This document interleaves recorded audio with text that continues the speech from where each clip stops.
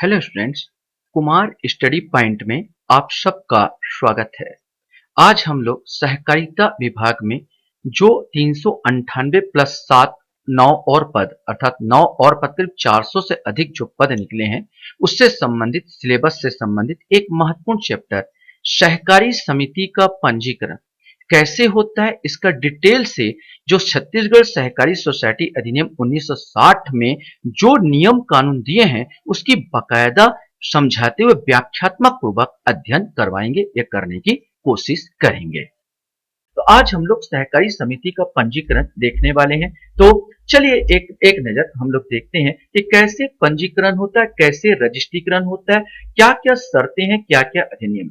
इससे पहले जो बच्चे मुझसे अभी भी जुड़ रहे बता देना चाहता हूं, मैं मेरे आपको पुराना वीडियो देखना है, अभी तो लोड करना स्टार्ट किया हूं, जो आपका ये दूसरा वीडियो है और पहला वीडियो आप देखना चाहते हैं तो मेरे प्लेलिस्ट में जाएंगे और प्लेलिस्ट में जाने के बाद जो सहकारी समिति जो से संबंधित जो प्लेलिस्ट है उसको दबाकर आप वो वीडियो को देख सकते हैं। वैसे आप लोगों के लिए मैं फ्री में सारी चीज समझाने की कोशिश करूंगा और इस अधिनियम पार्ट को पूरा कंप्लीट करने की कोशिश करूंगा। चलिए हम लोग आगे बढ़ते हैं। सहकारी समिति का पंजीकरण छत्तीसगढ़ सहकारी सोसाइटी अधिनियम 1960। देखो क्वेश्चन तो जैसा व्यापम ले रहा है और जिस प्रकार ले रहा है तो हल्का फुल्का नहीं पूछता है यार, बिल्कुल अंदर से पूछता है। जो आपने लेबर इंस्पेक्टर भी देखा तो कहां कहां से, हम तो सोचते धारा नहीं पूछेगा, वो धारा के अलावा भी बहुत अंदर तक पूछ देता। तो सतर्क रहे इस बार कि बिल्कुल अधिनियम को घुसेड़ेगा, अधिनियम को पूछेगा। तो सबसे पहले आपको यह देखना है कि भाई सोसाइटी क्या है। तो धारा 2 या में एक चीज याद रखना कि जो भी अधिनियम होता है उसका धारा 2 जो है ना परिभाषा से स्टार्ट होता है। अगर आपका धारा दिया, अगर सेक्शन आपकी बात किया, धारा 2 की बात कर रहा है, सेक्शन 2 की बात कर रहा है, तो मान के चलिए इसमें आपका परिभाषा होगा। और इस परिभाषा में अगर बात किया जाए तो कौन सी परिभाषा, तो या में धारा 2 या में सोसाइटी की परिभाषा दिया गया है। 2 या में सोसाइटी, बस इतना ही काफी है। सहकारी सोसाइटी के बारे में बताया, सहकारी सोसाइटी से अभिप्रेत है सहकारी सोसाइटी अधिनियम के अधीन रजिस्ट्रीकृत अथवा रजिस्ट्रीकृत समझी जाने वाली सहकारी सोसाइटी। अब जो आपका आता है रजिस्ट्रेशन जो है दूसरे अध्याय में ही रजिस्ट्रीकरण से स्टार्ट होता है।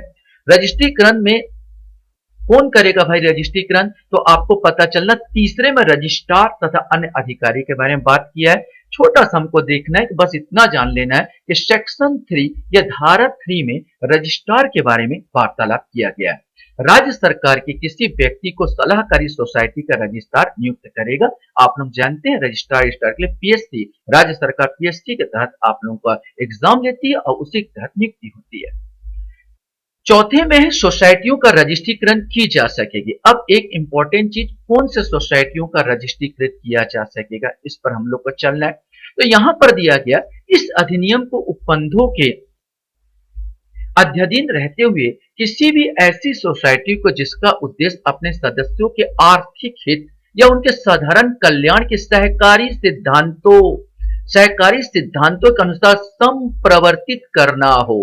सहकारी सिद्धांत क्या है?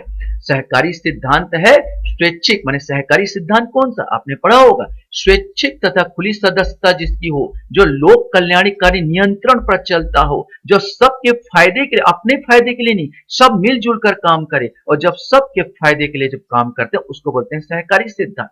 संप्रवर्तित माने अनुसार, माने ऐसा जो संघ है, ऐसा सोसाइटी जो सहकारी सिद्धांतों के अनुसार संप्रवर्तित करना हो, या किसी ऐसे सोसाइटी को संघ क्रियाओं को सुकर बनाना, सरल बनाना हो। पहले से कोई बड़ी संस्था चली है, उस संस्था को भी हमको सुकर बनाना हो तो ऐसे उद्देश्यों से स्थापित की गई हो, इस अधिनियम के अधीन रजिस्ट्रीकृत किया जा सकेगा। सरल भाषा में अगर मैं और समझा दूं इसमें, तो कोई भी सोसाइटी जिसमें 10 या 10 से अधिक अनुसार 10 या 10 से अधिक व्यक्ति होते हैं जो समाज कल्याण के लिए या सब मिलजुल कर काम कर रहे हैं, आर्थिक लाभ के लिए सब मिलकर काम कर रहे हैं और लोकतांत्रिक विधि से काम करके एकजुट हो रहे हैं, तो मैं उसको रजिस्ट्रीकृत करूंगा। अगर वो संस्था समाज सेवा करना चाहती है और पहले से कोई संस्था कार्यरत है, उसके संपर्क में आके उसके लिए काम कर रही है, चाहे वो रेड क्रॉस हो, रेड क्रॉस के लिए काम कर रही हो या किसी और के लिए काम कर रही हो, तो ऐसे लोग को हम रजिस्ट्रीकृत करेंगे। इसका अर्थ सिंपल सा ये है। अब आता है यहां पर 5वां नंबर कहता है, तो सोसाइटी याद रखना, धारा 4 में सोसाइटियों का रजिस्ट्रीकरण की जा सकेगी। धारा 5 क्या कहता है, परिसीमित या अपरिसीमित दायित्व सहित सोसाइटियों का रजिस्ट्रीकरण। माने यहां पर आपको यह समझ लेना होगा कि भाई परिसीमित क्या है और अपरिसीमित दायित्व क्या होता है। मान लिया जाए मैं आपको बोला आपका जैसे कर्तव्य है, भाई हमारे संविधान में 11 कर्तव्य है, तो 11 कर्तव्य टोटल आपको 11 कर्तव्य दिए हैं, तो आपका ये हो गया 11 जो कर्तव्य दिए हैं ये परिसीमित हो गया। माने परिसीमित हो गया, माने एक सीमा में हमने बांध दिया गया। अगर किसी व्यक्ति को बोला जाए कि भाई आपका काम फला फला है, मैं एक रसोइया, सिंपल सा कहीं शादी ब्याह हो रहा है, सिंपल सा कहीं मंडप लगा है, शादी ब्याह है, अब पुरोहित को बोलूंगा भाई आपका काम केवल क्या है कि भाई आपको फेरा लगवाना है और लड़की का विवाह करवाना, तो उसका कर्तव्य सीमित है ना भाई। वो थोड़ी देखेगा खाना हुआ है कि नहीं, दहेज में कितना सामान गया है कि नहीं, दहेज कन्या का विवाह ऑथेंटिक है नहीं है, ये सब चीज नहीं देखा, उसका काम केवल विवाह करना है। तो कुल मिलाकर ऐसे ही समझ लीजिए, परिसीमित जिसको सीमा में बांध दिया गया हो, अपरिसीमित जिसका दायित्व असीमित, जिसका दायित्व को सीमा में बांधा नहीं गया हो, वो अपरिसीमित होता है। तो यहाँ पर परिसीमित और अपरिसीमित समझ में आ गया होगा। परिसीमित या अपरिसीमित दायित्व सहित सोसाइटियों का रजिस्ट्रीकरण। कुछ सोसाइटी आती है जिसका दायित्व निश्चित होता है, वो अपना रजिस्ट्रीकरण के लिए अप्लाई करती है। कुछ ऐसे भी सोसाइटियां बनाया जाता है जिसका दायित्व असीमित हो, वो भी रजिस्ट्रीकरण के लिए अपना दायर करेगी या क्या बोलना चाहिए, आवेदन देगी। कोई सोसाइटी परिसीमित या अपरिसीमित दायित्व सहित रजिस्ट्रीकृत की जा सकेगी, परंतु जब तक कि राज्य सरकार साधारण या विशेष आदेश द्वारा अन्यथा निर्देशित न करे, किसी ऐसी सोसाइटी का जिसकी की सदस्य कोई अन्य सोसाइटी हो, दायित्व परिसीमित होगा। अब इस कंडिका को आप थोड़ा सा समझ लीजिए। मान लीजिए कि ए व्यक्ति है, मान लिया जाए ए व्यक्ति है, इस व्यक्ति ने पहले से एक आर संस्था का ज्वाइन कर रखा है, पहले से एक आर संस्था को ज्वाइन कर रखा। मैं यहां ना बनाऊं, थोड़ा सा नीचे बना दूं तो ज्यादा सहूलियत जाएगा, क्योंकि यहां पर बनूंगा तो पढ़ने में असुविधा होगा। तो यहां पर मान लिया जाए एक व्यक्ति है, यहां पर समझ लीजिए, यहां पर एक व्यक्ति है, इस व्यक्ति ने पहले से एक आर संस्था को ज्वाइन करके रखा है यहां पर, माने ये इसका सदस्य है, और इसके अलावा ये व्यक्ति एस का भी सदस्य बनना चाहता है, माने इसका भी सदस्य बनना चाहता है उसके लिए। परंतु जब तक कि राज्य सरकार साधारण या विशेष आदेश द्वारा अन्यथा निर्देशित न करे, यहां पर ऐसे लोगों को तो मना ही कर दिया गया। आप पहले से किसी में रजिस्ट्रीकृत हैं, संस्था के सदस्य हैं, तो दूसरा सदस्य में आप नहीं हो सकते, पहले से ही मनाही है। लेकिन फिर भी यहां पर लिखा है, परंतु जब तक राज्य सरकार साधारण या विशेष आदेश द्वारा, हाँ आपको अलाउ किया जा सकता है, विशेष आदेश, साधारण या विशेष आदेश द्वारा ही अलाउ किया जा सकता है, अन्यथा निर्देशित न करे किसी ऐसे सोसाइटी का जिसकी के सदस्य कोई अन्य सोसाइटी हो, दायित्व परिसीमित होगा। यहाँ पर परिसीमित होगा मतलब उसका दायित्व अपरिसीमित नहीं, उसका दायित्व क्या होगा, परिसीमित होगा, मैंने दायरे के अंदर होगा, निर्धारित होगा, ये कहा गया होगा, गया ये परिसीमित और अपरिसीमित के बारे में। चलिए अब देखते हैं कि भाई रजिस्ट्रीकरण की शर्तें क्या है। तो सबसे इंपॉर्टेंट है धारा 6 में कि रजिस्ट्रीकरण के लिए शर्तें बताया गया है। तो रजिस्ट्रीकरण के लिए शर्तें को थोड़ा सा हम लोग देख लेते हैं। धारा रजिस्ट्रीकरण के शर्तें उपधारा 1 के अनुसार, जिस सोसाइटी की सदस्य कोई अन्य सोसाइटी हो, उस सोसाइटी से भिन्न कोई भी सोसाइटी इस अधिनियम के अधीन रजिस्ट्रीकृत नहीं की जाएगी, पहले ही मनाया जा चुका है। जिस सोसाइटी का सदस्य कोई अन्य सोसाइटी हो, अर्थात मैंने बार बार बोला, अगर मान लिया जाए ए व्यक्ति है, ए व्यक्ति ने पहले से एक सोसाइटी आर को ज्वाइन करके रखा है, माने आर का सदस्य है, और ये व्यक्ति फिर से बनना चाहता है एस का सदस्य, तो पहले ही मना ही कर दिया गया। आप आर के सदस्य पहले हो, एस के सदस्य भाई नहीं बन सकते हो, विशेष परिस्थिति में ही बन सकते हो, अन्यथा नहीं बन सकते हो। तो इसमें कंडिका में कहा गया जिस सोसाइटी के सदस्य कोई अन्य सोसाइटी हो, मतलब आर का सदस्य हो, उस सोसाइटी से भिन्न कोई भी सोसाइटी इस अधिनियम के अधीन रजिस्ट्रीकृत नहीं की जाएगी। मतलब उस अगर यहाँ का सदस्य तो ये रजिस्ट्रीकरण करना चाहोगे तो नहीं होगा भाई। यदि वह कम से कम ऐसे 20 व्यक्तियों से मिलकर न बनी हो, दूसरी कंडिका, यदि वह कम से कम ऐसे 20 व्यक्ति, ये याद रखना 20 व्यक्ति, लेकिन ये भी याद रखना इसको संशोधित कर दिया गया है।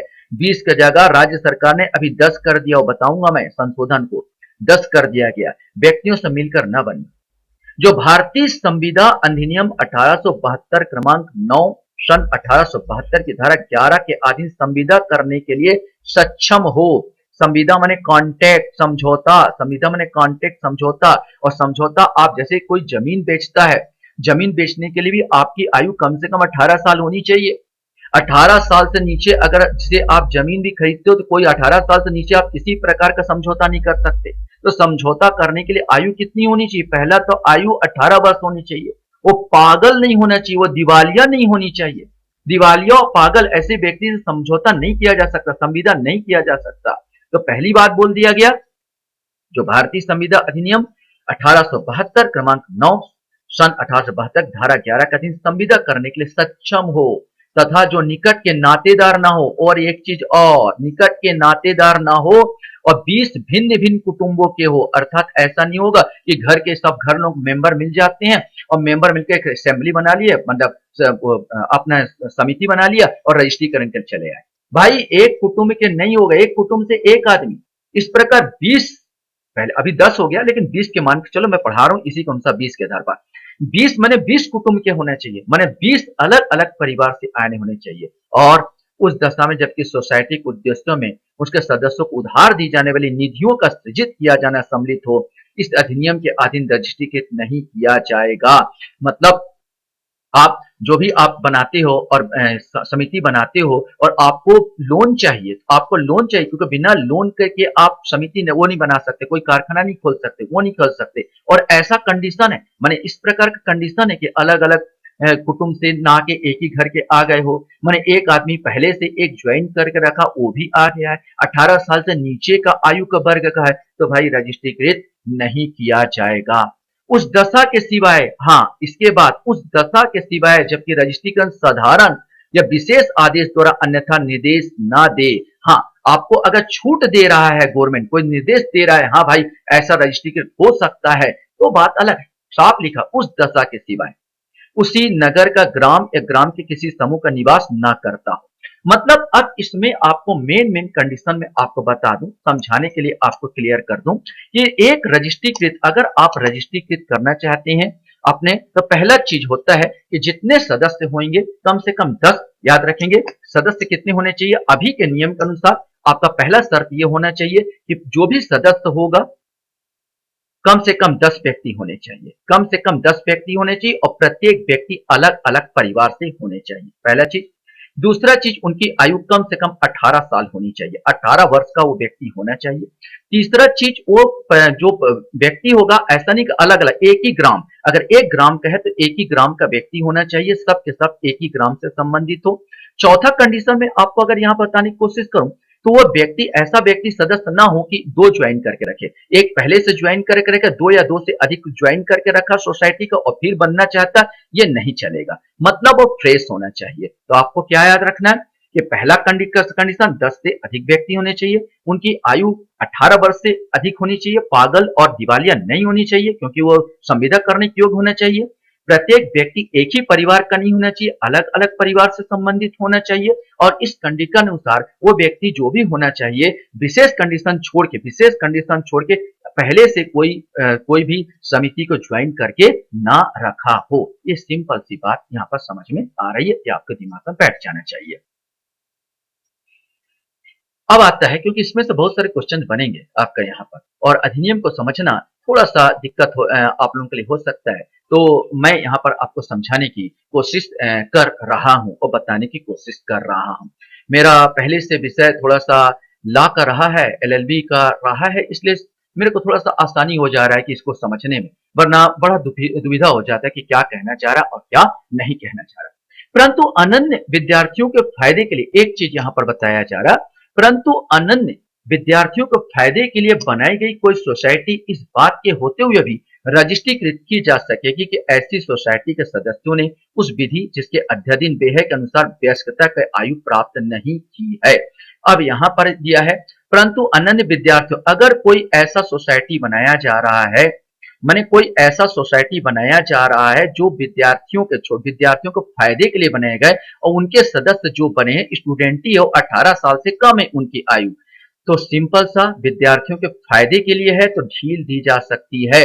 आपका सोसाइटीकरण का रजिस्ट्रेशन हो सकता है, भले आपके सदस्य लोग वयस्कता प्राप्त ना हो, साफ कह रहा है, परंतु अन्यतः विद्यार्थियों के फायदे के लिए बनाई गई कोई सोसाइटी, इस बात के होते हुए भी रजिस्ट्रीकृत की जा सकेगी कि ऐसी सोसाइटी के सदस्य ने उस विधि जिसके अध्याधीन वे है के अनुसार वयस्कता की आयु प्राप्त नहीं की है, तो भी चलेगा, लेकिन क्या होनी चाहिए, विद्यार्थियों के फायदे के लिए बनाई गई सोसाइटी होनी चाहिए। दूसरा, परंतु यह और की रजिस्ट्रीकृत न्यूनतम सदस्यता के शर्त को ऐसी सोसाइटी के लिए जो किसी संगठन स्थापना के कर्मचारियों के कल्याण के लिए संगठित की गई शिथिल कर सकेगा। और अगर कर्मचारियों के कल्याण के लिए कोई समिति बन रही है, अगर उसके सदस्य पहले से कहीं से ज्वाइन करके रखे हैं समिति को और फिर बनाना चाहते हैं, तो भी राज्य सरकार ढील दे सकती है।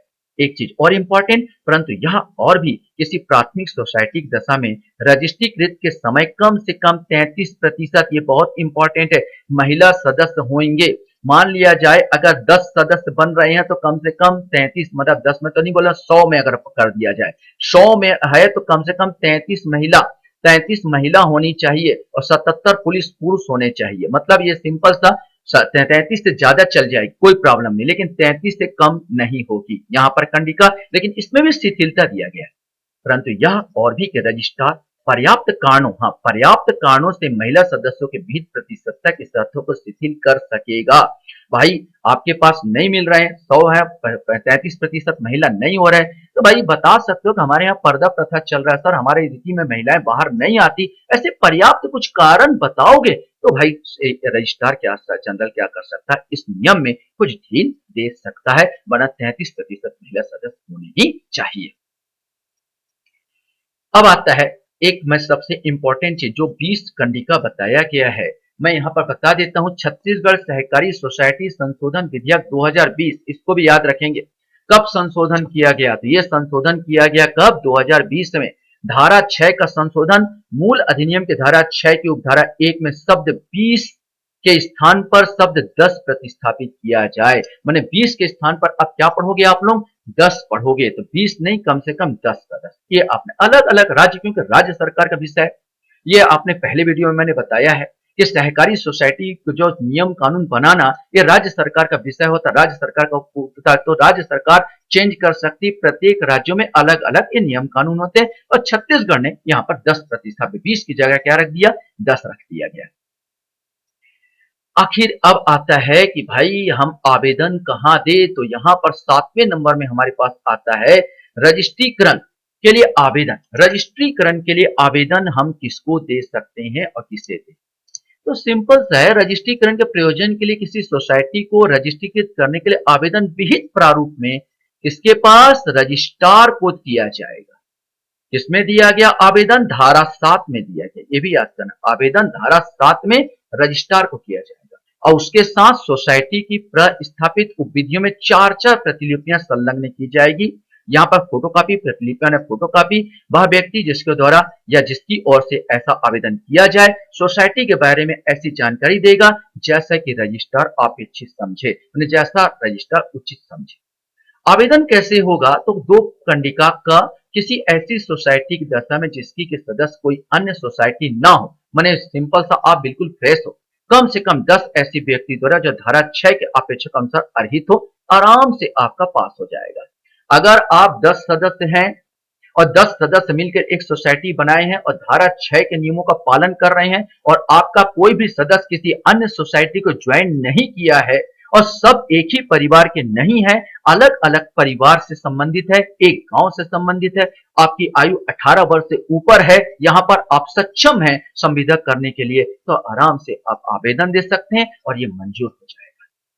लेकिन ऐसा भी तो हो सकता है कि एक आध तो प्रॉब्लम आ जाए, जैसे मैंने बोला किसी ऐसी सोसाइटी की दशा जिसका कि सदस्य कोई रजिस्ट्रीकृत सोसाइटी हो, माने कोई सदस्य जो है रजिस्ट्रीकृत सोसाइटी का हो, प्रत्येक ऐसी रजिस्ट्रीकृत सोसाइटी की ओर से किसी ऐसे व्यक्ति द्वारा जो सम्यक रूपेण प्राधिकृत किया गया हो और जहां उस सोसाइटी के समस्त सदस्य रजिस्ट्रीकृत सोसाइटियां ना हो, वहां 10 अन्य सदस्यों द्वारा या जब अन्य सदस्य 10 से कम हो तो उनके सबके द्वारा हस्ताक्षरित किया जाएगा। अब इस कंडिका को समझ लो।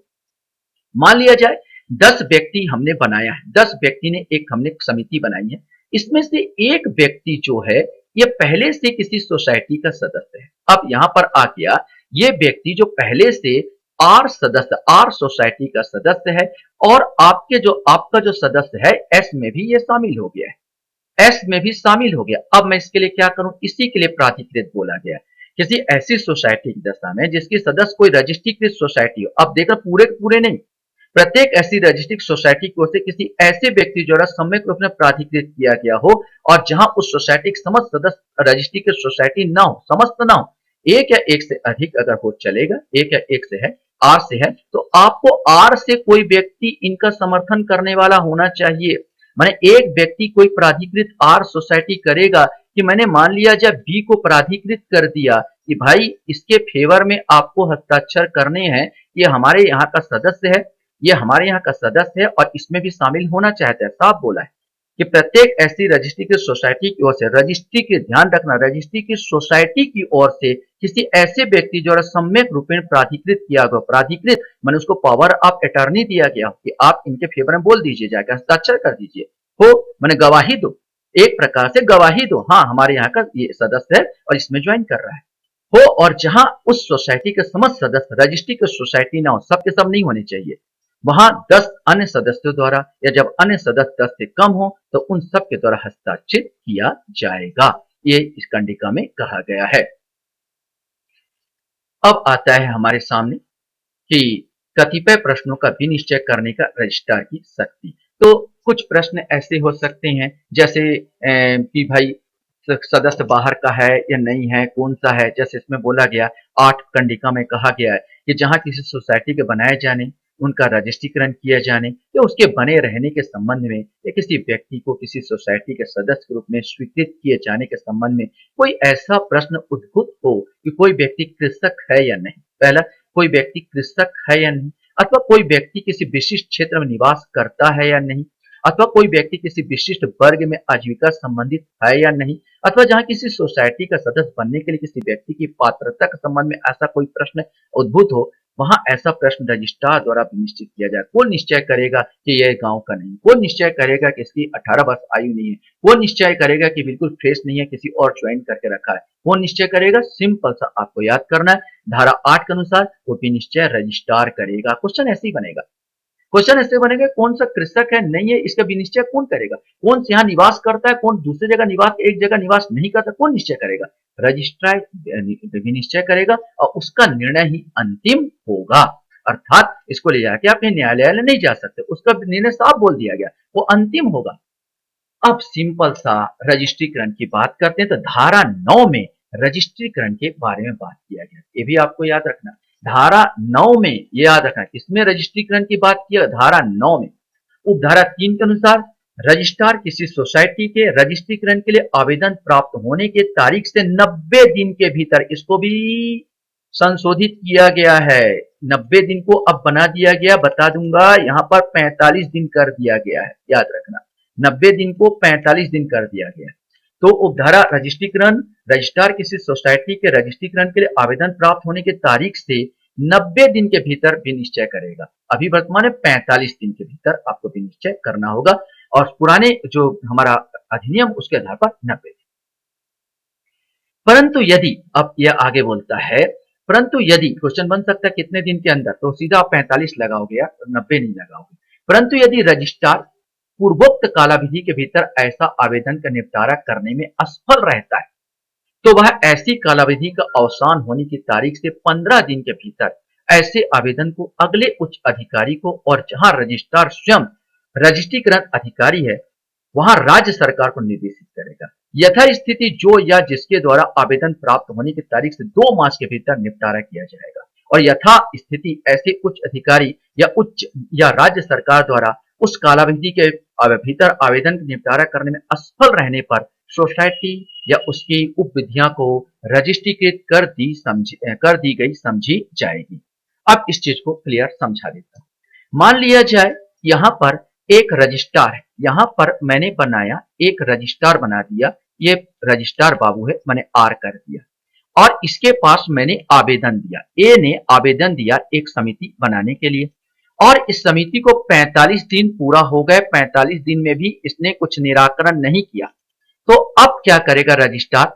रजिस्ट्रार 45 दिन में उसको नियम है कि 45 दिन में आप कर दो, पूरा उसको ओके कर दो। नहीं किया तो कुछ कारण बताते हुए आपको अपने रजिस्ट्रार से उच्च अधिकारी माने आपसे ऊपर वाले अधिकारी को भेजना पड़ेगा, माने आपसे उच्च अधिकारी को भेजना पड़ेगा। अगर आप खुद रजिस्ट्रार के अधिकारी हैं, उच्च अधिकारी को भेजोगे, माने ये आपको दिया गया है कि आप साफ बोला गया है कि तारीख से 15 दिन के अंदर आपको उच्च अधिकारी के पास भेज देना होगा। लेकिन अगर आप खुद रजिस्ट्रीकरण के लिए रजिस्ट्रीकरण अधिकारी, माने आप खुद रजिस्ट्रार भी है, साथ के साथ रजिस्ट्रीकरण अधिकारी भी है, तो आप उच्च अधिकारी आपको भेज नहीं सकते, तो आप किसको भेजोगे? आप राज्य सरकार को भेजोगे। आपको भेजना चाहिए 15 दिन के अंदर, किसको? तो आप राज्य सरकार को भेजोगे। समझ में आया? मतलब फिर से आपको समझा दे रहा हूं यहां पर कि अगर मान लिया जाए कि मैं केवल रजिस्ट्रार हूं और मैंने 45 दिन के अंदर उनका ओके नहीं किया, उनके रजिस्ट्रीकरण को ओके नहीं किया जो उन्होंने आवेदन किए थे, तो मुझे कारण बताओ करके अपने से उच्च अधिकारी को भेजना पड़ेगा। अगर मान लिया जाए मैं खुद उच्च अधिकारी हूं, मैं रजिस्ट्रार भी हूं और कुछ रजिस्ट्रार के अधिकारी भी, रजिस्ट्रीकरण अधिकारी भी हूं, तो मुझे चाहिए कारण बताते हुए राज्य सरकार को भेजो। 15 दिन के अंदर आपको भेजना होगा और ये उच्च अधिकारी और राज्य सरकार को समय दिया गया 2 माह में आप निराकरण कर दीजिए। 2 माह में आप निराकरण कर दीजिए, या तो ओके कीजिए और कारण बताओ क्यों ओके नहीं हो रहा है। अगर मान लो 2 महीने में भी आप लोग असफल रहते हो, राज्य सरकार उच्च अधिकारी, तो जो रजिस्ट्रीकृत उसको रजिस्ट्रीकृत मान ली जाएगी और मान लिया जाएगा कि जो आपने आवेदन किया है वो रजिस्ट्रीकृत हो गई है। क्लियर हो गया होगा जो मैंने यहाँ पर समझाया। अब आता है छत्तीसगढ़ सहकारी सोसाइटी संशोधन विधेयक 2020 में, बार बार बोला, धारा 9 को संशोधन किया गया। मूल अधिनियम की धारा 9 की उपधारा 3 में शब्द 90 दिन के स्थान पर शब्द 45 दिन प्रतिस्थापित किया गया है। तो अभी जो है 90 दिन आप नहीं पढ़ेंगे, बल्कि क्या पढ़ेंगे? 45 दिन पढ़ेंगे। तो इस प्रकार किसी संस्था का रजिस्ट्रीकरण होता है।